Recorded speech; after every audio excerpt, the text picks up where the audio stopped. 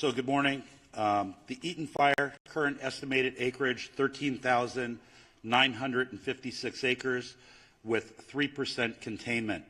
We still have 4,000 to 5,000 structures that may be damaged or destroyed. Once we do our damage inspection reports, we'll get a more accurate number for you. We currently have 1,527 firefighting personnel remaining assigned to this incident. The LA County Fire Department is in unified command with the U.S. Forest Service, the LA County Sheriffs, along with the Pasadena, Arcadia, Sierra Madre Fire Departments, and the Pasadena Police Department.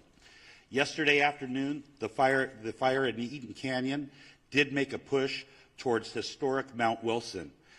This observatory is okay, thanks to the efforts of the firefighters and observatory staff, and no buildings have been destroyed at Mount Wilson.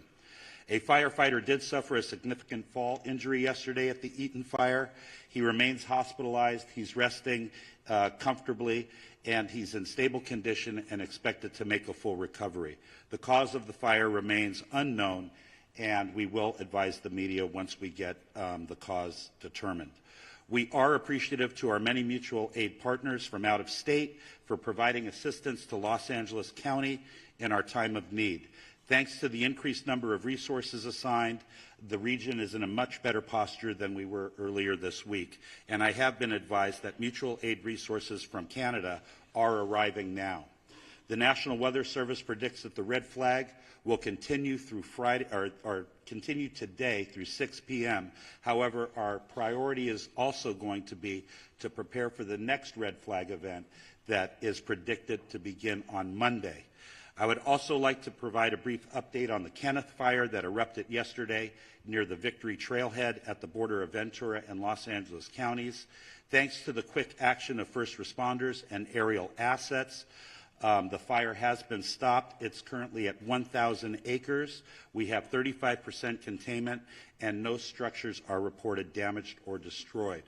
One important topic I want to talk about is that we did have a drone incursion yesterday at the Palisades fire. Unknown exactly what time this small drone hit the wing of our CL-415 Super Scooper aircraft that we currently have on contract from the province of Quebec. The pilots were unaware that they hit the drone. It wasn't until they landed at Van Nuys Airport that the maintenance staff noticed that there was a fist-sized hole in the leading edge of the wing inboard of the landing light. That Super Scooper will be prioritized for repair 24/7. It should be flying Monday. We only have 2 of them. Everyone should know, all of your viewers, flying a drone in the fire traffic area is not only dangerous, but it's illegal. We do have our federal partners behind the scenes are going to be implementing procedures to be able to follow drones in our 2 large fire areas, and they will be able to identify who the operator of that drone is. The most important thing to know is that if you fly a drone at one of these brush fires, all aerial operations will be shut down. And we certainly don't want to have that happen. Before I close, I would like to thank Supervisor Barger and Horvath for their unwavering support and leadership. I would also like to acknowledge the tireless efforts of first responders who continue to place themselves in harm's way to protect our residents and property. Thank you. I would now like to bring up Fire Chief Kristen Crowley of the Los Angeles City Fire Department. Thank you, Chief Maroney. So I'll just be providing a brief update of the overnight operations of our fires. So Palisades fires. This fire was currently tracked at 20,438 acres with 3,073 personnel assigned. Crews worked very, very hard overnight, strengthening our containment lines and addressing multiple spot fires in and around the Topanga Canyon area. Resources responded to the area included our air assets to aid in the containment efforts. Due to the favorable overnight weather conditions and the diligent, and I'll focus on the diligent work and effort and commitment of our first responders, we can report that the Palisades fire is now 8% contained. Wind gusts are expected to increase in daylight hours that will test our containment lines. Our firefighters will continue to respond to any flare-ups and increase our containment lines. Evacuation orders remain in place. The Hearst fire, due to more accurate mapping and acreage, has been updated to 771 acres with 37% containment. All evacuation orders and warnings have been lifted. The Kenneth fire, forward progress has been stopped with 35% containment at 1,000 acres. All evacuation orders and warnings within Los Angeles City have been lifted. I personally want to make sure that we thank and show our deepest gratitude to all of our Los Angeles City firefighters and all of our partners as we've been battling these fires for now. We're going into day 4. Thank you to LAPD for assisting us in keeping our communities safe. And lastly, thank you to all of the agencies who have come to aid during this time of help, and it absolutely does not go unnoticed. Thank you. Yeah, now Sheriff Robert Luna. Thank you, Sheriff. Good morning to everybody. This morning we have well over 500 LA County deputies that are assisting continuous with evacuations, traffic control, security patrols, and other humanitarian efforts. They're out there. I hear people calling me. They see a lot of black and white police cars rolling with lights and siren. They're out there working. That's what they're doing. They've been actively patrolling evacuated areas and are increasing their presence to deter any burglary or looting activity that may occur. Just to summarize on evacuations for all the fires that we're dealing with, evacuations orders stand at approximately 153,000 residents that are under evacuation orders and approximately 57,830 structures at risk, and then evacuation warnings, approximately 166,800 residents under both warnings, or I'm sorry, those are just specifically for warnings. What I want to go to next, and we started talking about this last night, is a curfew. A curfew order has been established for the Palisades and Eaton fire areas in all mandatory evacuation zones. That will be in effect. It was in effect last night, and it's going to be in effect tonight at 6 p.m. So it ended at 6 a.m. this morning, will take effect again until 6 p.m. I'm emphasizing that to our media partners because part of this is communicating to the public. You cannot be in these affected areas. If you are subject to arrest. That is important. We're not doing this to inconvenience anybody. We're doing it to protect the structures, the houses that people have left because we ordered them to leave, and I want them to feel confident that we are doing everything we can to secure that.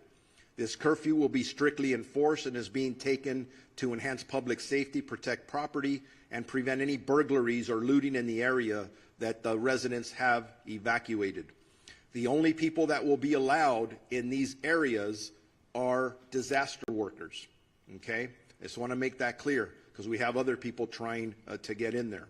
And by the way, media partners who have legitimate media credentials, yes, you may enter those areas unless it's very, very unsafe and somebody tells you not to for that reason. Again, just specifically, anyone found in violation of this curfew will be subject to arrest for a misdemeanor offense under LA County Code Section 2.68320, and conviction may result in a fine up to $1,000 or jail time. And I'm telling you right now, I know people talk about no bail, and I've given direction that if somebody's caught doing this, they are not going to get cited and released. They're going to get booked. We are not screwing around with this. We don't want anyone taking advantage of our residents that have already been victimized. The National Guard deployment. As many of you are aware, we asked for the National Guard. I'm very thankful to Governor Newsom and the State Office of Emergency Services that fulfilled that request. As of last night, we've had National Guardsmen assisting us. They arrived last night and deployed to the Eaton fire area, and were assisting with road closures and critical infrastructure protection. As additional guard personnel arrive, and they will be in the next 12 to 24 hours, the Sheriff's Department will strategically coordinate their deployment with other partners such as the Los Angeles Police Department, Pasadena Police Department, Santa Monica Police Department, Azusa, and Arcadia. Those are the requests we have now. That may grow. We'll adjust as time goes on. I want to make sure that if anybody needs updated information on either evacuation orders or warnings or road closures, they go to lacounty.gov/emergency. And with that, I am going to be introducing Assistant Chief Dominic Choi from the Los Angeles Police Department. All right. Good morning. On behalf of the Los Angeles Police Department, I just want to extend our deepest sympathies to all those affected by our fires, and that includes many of our own LAPD officers who've lost homes and property in this fire, and they continue to serve these communities, and I appreciate all their work. I have a number of important updates for all of you today, and I'm going to start by an arrest that was made late yesterday afternoon. So yesterday afternoon, the Kenneth Fire started at the border of West Hills in the city of Los Angeles and Ventura County. At 4:32 p.m., we received a 911 call that a suspect was attempting to light a fire in the community of Woodland Hills and was being detained by residents. Officers from LAPD's Topanga area responded and took that suspect into custody. And once we learned that this suspect was a possible arson suspect, our Major Crimes Division responded to Topanga Division along with Ventura County sheriffs, who was the lead in the Kenneth Fire investigation. But they responded, they interviewed this suspect. After the interview and additional investigative steps, looking at some additional evidence that was present, they made the determination that there was not enough probable cause to arrest this person on arson or suspicion of arson, and therefore this person was arrested on a felony probation violation. This investigation is ongoing, however, and I'd like to thank those community members that were involved in this and helping us bring this person to our attention, and so we can have an ongoing investigation. The second point I want to talk about is for any of those people looking for loved ones or missing people related specifically to the Palisades fire. Now, the county is also doing this for the Eaton fire, but for the city of Los Angeles, we've stood up a family assistance center. This center is located at Chevy Hills Recreation Center, and it's at 2551 Motor Avenue. It's going to be open today from 10 a.m. to 6 p.m. and tomorrow from 9 a.m. to 5 p.m. We will have 10 officers there ready to receive anyone who needs to report a missing person related to the Palisades fire. We will also have the American Red Cross, the Mayor's Crisis Response Team, the LA County Medical Examiner's Office, and the LA County Department of Mental Health. They will be there to help support, answer questions, and provide information as necessary. Again, I just want to emphasize this is for missing people related to Palisades fire. This is not for any other issues related to the fire. LAPD and our law enforcement partners are actively maintaining law and order in the areas impacted by the fires. We're patrolling these areas to deter criminal activity and to continue to ensure public safety. Today, we're deploying 210 officers in these impacted areas. This deployment includes our partners from LA Port PD and LAWA PD, and I'm thankful for their support. Again, protecting our homes, businesses, and evacuated and vulnerable zones are our priority, and we will continue to ensure that no one takes advantage of these situations. You've heard this message before, but I'm going to say it again because it's so important and so critical. Looting has zero tolerance. Looting or exploiting in the disaster areas will not be tolerated. Anybody caught looting or committing crimes in the affected areas will be arrested and prosecuted to the fullest extent of the law. We'll remain vigilant and patrol these areas and ensure that we can mitigate any activity like this. And again, if you haven't already done so, you will start seeing in the city of Los Angeles the National Guard being deployed at the Palisades fire. Their role is going to be traffic control, managing roadways to ensure access to affected areas is restricted to authorized personnel only. They're going to be manning critical infrastructure security, as well as doing checkpoints and verifying credentials for those for ingress and egress. And lastly, these measures controlling access, They are necessary. I just want the communities to know they are necessary for public safety and for proper community recovery. They are inconvenience, but it's something that we have to do. Residents are encouraged to call 911 if they see any suspicious activity. Law enforcement, National Guard, and other first responders are here to support this community and ensure their safety in a difficult time. Our commitment remains steadfast to restoring safety and normalcy as quickly as possible. Your cooperation and resilience from the community are greatly appreciated. Thank you. At this time, I'd like to introduce Los Angeles County District Attorney Nathan Hochman. Thank you and good morning. The District Attorney's Office will be considering up to now 5 different types of cases that will eventually be presented from law enforcement. Let's start with arson. If it is determined that there is a man-made and intentional setting of any of the fires involved in this situation, the people who committed this arson will be arrested, they will be prosecuted, and they will be punished to the full extent of the law.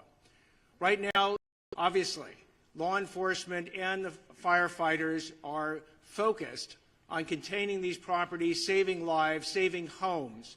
But eventually we will get to the causes of those fires, and in that part the DA's office will be working with law enforcement to go after anyone who is guilty of the crime of arson.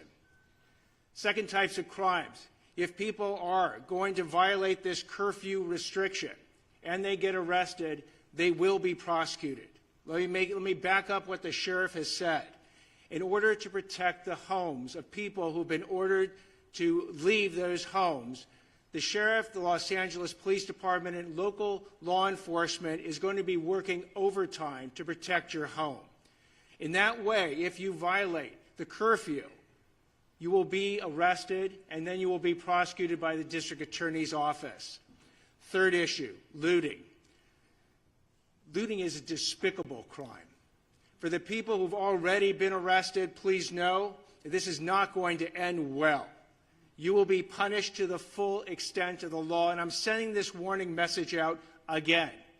If you want to go ahead and take advantage of people who have tragically suffered enormous losses in this county, the district attorney's office, working with law enforcement, will make sure you are arrested, you are prosecuted, and you are maximally punished.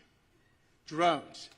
If you're thinking that it's fun to send a drone up in the area for your own amusement, or you want to get information that nobody else can get, and you do it in one of these areas for which drones are not permitted, I'll repeat one more time. You will be arrested, you will be prosecuted, and you will be punished to the full extent of the law. And the last type of crime that we'll be looking at are scams, and we're already seeing them. We're seeing people being targeted in GoFundMe scams by people who are trying to entice people to give money to people who have suffered, when the people who are arranging this GoFundMe page are nothing but scammers. You must be aware of who you are being approached by and who you actually can go ahead and give your money to if you want to help them. We're going to see that eventually with insurance scams. We'll see it with government benefit scams. And yes, they are going to target the people who have been tragically affected, and you cannot allow them to do it. I would suggest that if you want internet resources and who to give money to, go to recovery.lacounty.gov. It has a whole list of organizations that you can, if you want to, contribute to, and it does it in both English and Spanish. Also, you can go to the LAFD.gov's website as well. But my message to the public is beware. These scammers look at this as an opportunity. Do not let them take advantage of you. And one more message to the scammers: you will be arrested, you will be prosecuted, and you will be punished to the maximum extent possible. I'd like now to introduce California Insurance Commissioner Ricardo Lara. Thank you. Before I begin, I want to publicly thank the insurance commissioners from across the nation and the international insurance supervisors who have offered assistance and support during this difficult time. My heart goes out to my fellow Angelinos and to the firefighters currently battling these blazes. Let me be clear, my top priority is to protect all affected people during this crisis and assist in their insurance recovery. My primary concern at this very moment is to ensure that wildfire survivors receive the insurance benefits to which they are entitled to as soon as possible. I understand that this may be new and the extent of the calamity here in Southern California, and compounded by the insurance and financial stresses that these wildfires have caused. However, at the Department of Insurance, we have been confronting wildfires and other natural disasters throughout our entire state for a very long time, making us, unfortunately, response experts. Now is the time for you to focus on your family and on your health. The last thing you should be worrying about is your insurance. Here's what I've done to protect our wildfire victims to date. I am using my moratorium power to stop all non-renewals and cancellations. Last night, I issued a bulletin to protect homeowners affected by the Palisades and Eaton fires from non-renewals and cancellations by your insurance companies for 1 year, under a moratorium law that I wrote while I was serving in the state Senate. This covers you even if your home wasn't destroyed or damaged in the wildfire. You can visit insurance.ca.gov to look up your zip code if you are near these wildfires and obtain that protection. I'm also calling on insurance companies to suspend any pending non-renewals and cancellations that homeowners received before these fires started. This means that if you've received a non-renewal from your homeowner's insurance between October 9th and January 7th, essentially 90 days, your insurance company should do the right thing and retain you as a valued policyholder. I call upon all property insurance companies to pause these non-renewals and cancellations and provide essential stability for our communities, allowing consumers to focus on what's important at the moment, their safety and recovery. In my notice, I also urged insurers to extend the payment grace period beyond the existing 60 days for policyholders in areas directly affected by the wildfires, enabling Angelenos to pay their home insurance premiums amidst the challenges that they are currently facing. And if your policy was not renewed, or if you don't have coverage, please call us at 1-800-927-4357. We can help you find additional solutions. I have also directed my department's enforcement team to protect Angelenos from fraudsters targeting wildfire survivors and to assist with the ongoing evacuation efforts. My department has moved quickly to host an insurance support workshop on January 18th and 19th at Santa Monica College, followed by another event the following weekend at Pasadena City College. We will have experts from our staff and representatives from insurance companies available so homeowners can obtain answers and take the action they need in one convenient location. Again, call us at 1-800-927-4357 to schedule a one-on-one appointment with our experts. Related to health, I've issued an additional notice to all California health insurers directing them to submit emergency plans to my department. These plans must detail how they're going to ensure that consumers can continue to access essential medical care and obtain their medications in the wake of these disasters. I've been in constant communication with our county leaders, governor, the legislative leaders, and our congressional delegation to identify best ways to expedite our recovery, reduce wildfire risk, and build a more climate resilient state and communities. Making homes and communities safer from wildfires needs to be a top priority for our state. Looking forward, I'm going to ask the governor and the state legislature to support also to provide consumers with home hardening grants. We need to put money in people's hands. This measure is critical to protecting homes and improving long-term resilience against wildfire risk. We are also going to be introducing legislation to include businesses in our moratorium law. Businesses are an important consumer of insurance and the financial backbone of many communities, and they also need this vital protection. Newly enacted insurance reforms are now in effect to make insurance rates more stable and predictable. My sustainable insurance strategy mandates that insurance companies expand and maintain coverage in high wildfire areas if they are going to use forward-looking catastrophic models and incorporate the reinsurance cost in the rate making, which my department just finalized in December. Why is this important for our residents? It ensures that Californians in wildfire-prone areas retain access to insurance and brings competition back into the market and ultimately lowering the cost. Without these measures, insurance companies may continue non-renewals, leaving communities at greater risk of underinsurance and total loss of coverage. Even with these devastating wildfires, I want to be clear, I am confident that these reforms will keep us on track to modernizing our insurance market, encourage insurers to return and expand in California, and protect the solvency of our market. We remain the largest insurance market in the nation, fourth in the world. Our goal is to ensure they remain financially solvent and can honor the claim that will stabilize our insurance market in the long run. Now, let me just quickly address issues surrounding the insurer of last resort, which we call the FAIR Plan. It has become clear that reforms are necessary as the coverage maximums have not changed in 30 years. I recognize that for some Californians, the coverage limits, even the ones that we've already implemented, are still very low.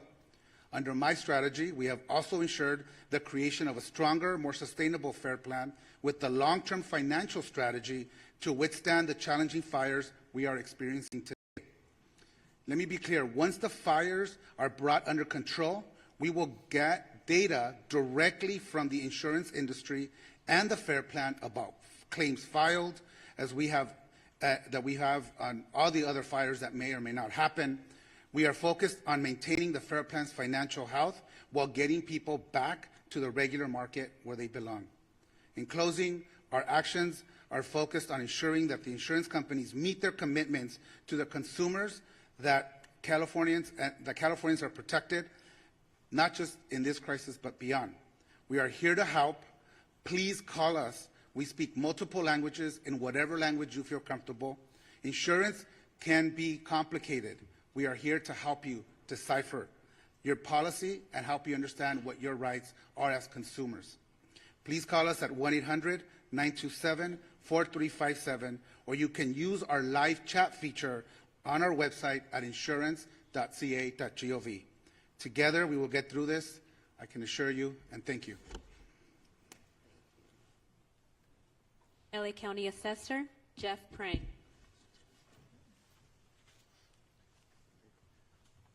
Good morning. Right now, government is very focused on bringing these fires under control, but in the coming days, the focus will return to recovery.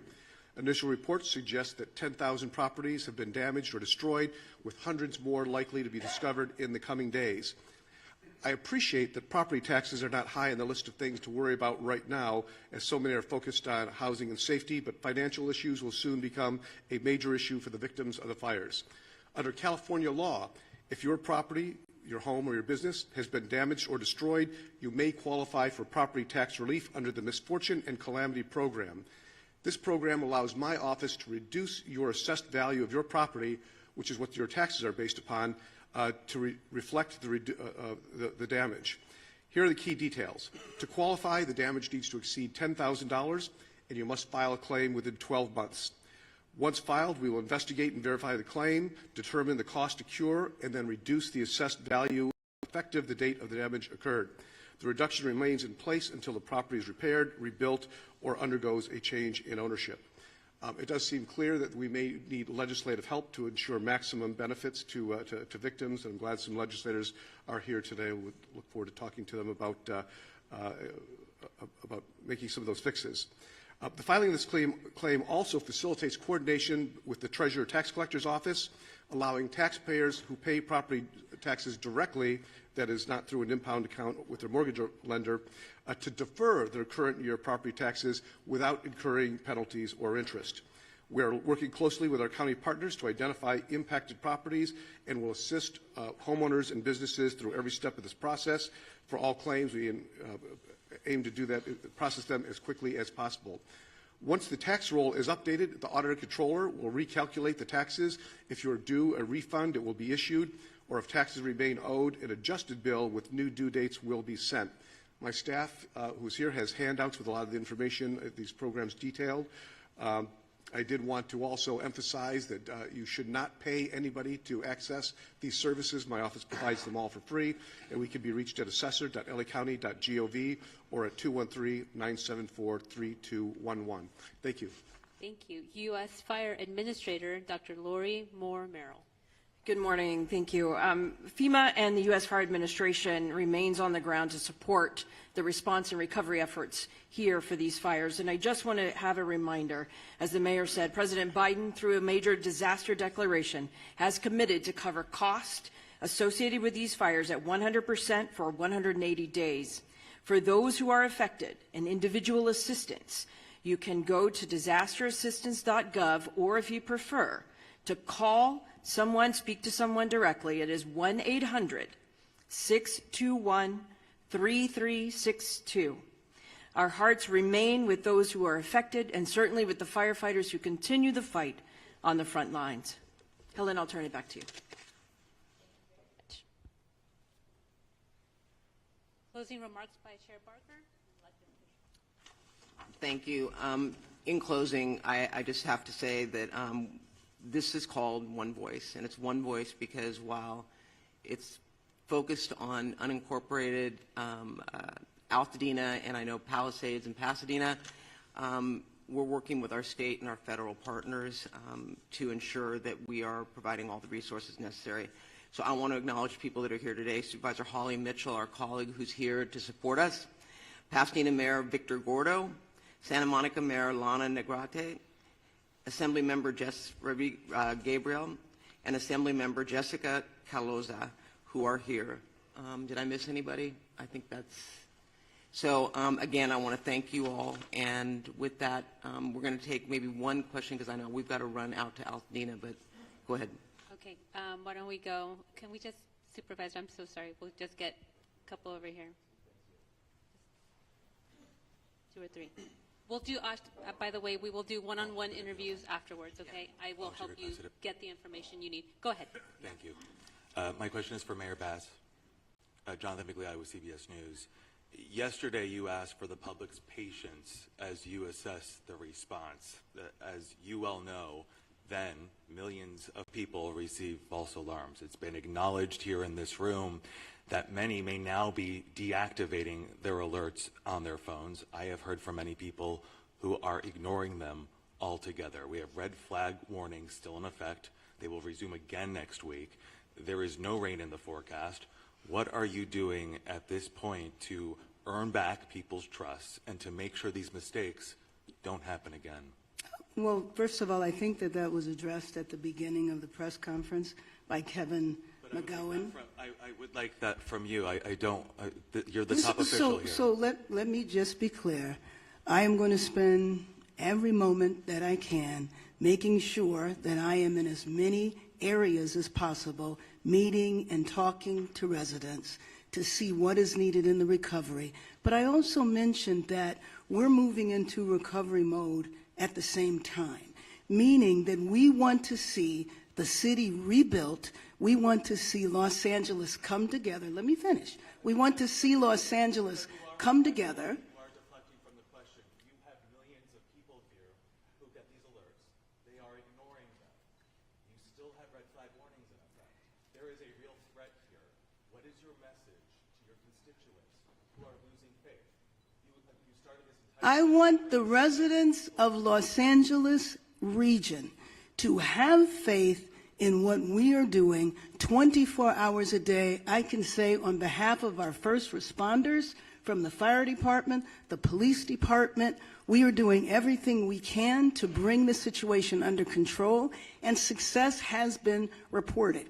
We know that we're going to have a possible increase in the force of the winds at the beginning of next week, and getting Los Angeles prepared, doing everything we can to save lives. That is our #1 job, to protect people's homes, to protect people's businesses, and to prepare to rebuild Los Angeles in a much better way. We're going to stand united, we're going to stand together, and we are not going to allow politics to interfere, and we're not going to allow people to divide us for political gain. Thank you. Thank you, Mayor Bass. One over here. Bob DeCastro from Good Day LA, Fox 11. Just to follow up on that, because even after yesterday that errant message was sent out to Los Angeles County's some 10 million people, overnight people were still receiving many messages, and we were even fielding calls from our own newsroom from people as far as San Bernardino that were receiving calls.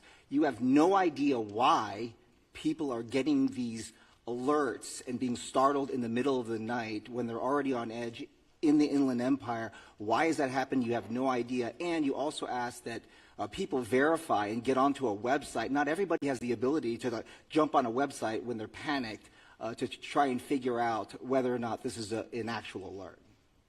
Thank you, and I appreciate the thoughts you're sharing and the question.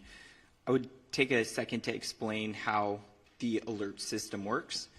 There's an interface, and you activate that interface with what type of an alert you're going to send, an evacuation order, an evacuation warning, and you identify a geographical area. After you initiate that message package is sent into what is the Integrated Public and Alert Warning System aggregator. That then transitions, I'll call it for lack of better terms, into a cloud that connects with all of our cell service providers. The root cause analysis is trying to establish where along that sequence there is an error going on.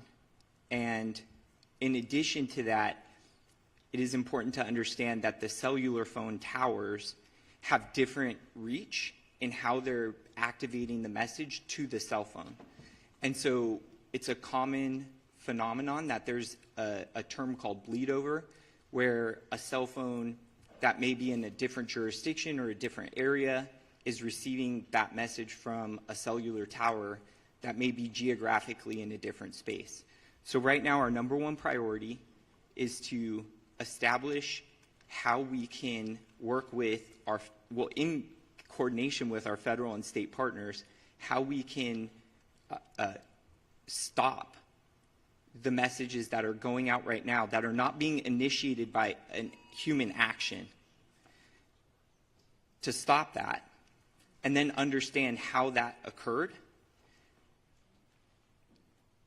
so that the tool can still be used for what was identified as like a critical fire weather that we're still in experiencing and will continue to experience. So can I just follow up on that?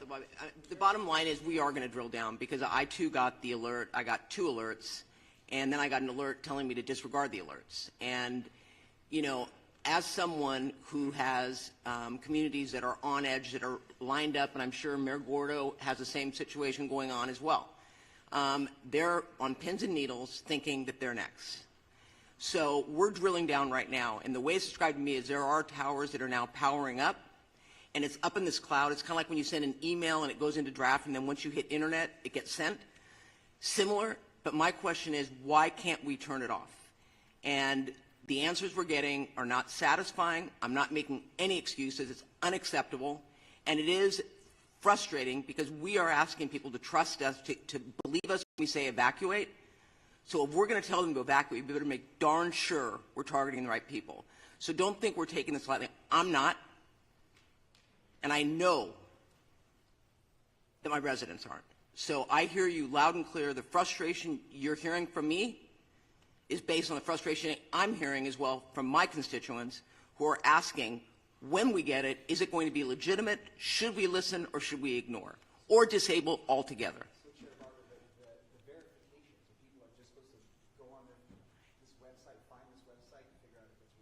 I think that's absolutely ridiculous, and I told Kevin McGowan that. To tell people to go on a website when they may not have access to an internet is absolutely absurd, and that is, quite frankly, not something that I am recommending. Obviously, for those who want to find out where the evacuation centers are, or the evacuation locations are, they can go on there, and it is an accurate map. But I'm not going to tell people, if you get the alert, go on and check. I think that we need to fix this problem so that, in fact, when an alert goes out, it is a legitimate alert that people can listen to. So I hear you. I hear that criticism. I personally, when I heard it, didn't feel that I was going to tell people, well, if you get it, just go on a website. They can, but that's not going to satisfy the frustration that people have. So I just want to make it clear to you. Thank you, Chair Barger. We are at time. We're over time. Thank you. We will do one-on-ones. If you need assistance, please come see me or a member of the team. Thank you, speakers, again. Thank you all for attending.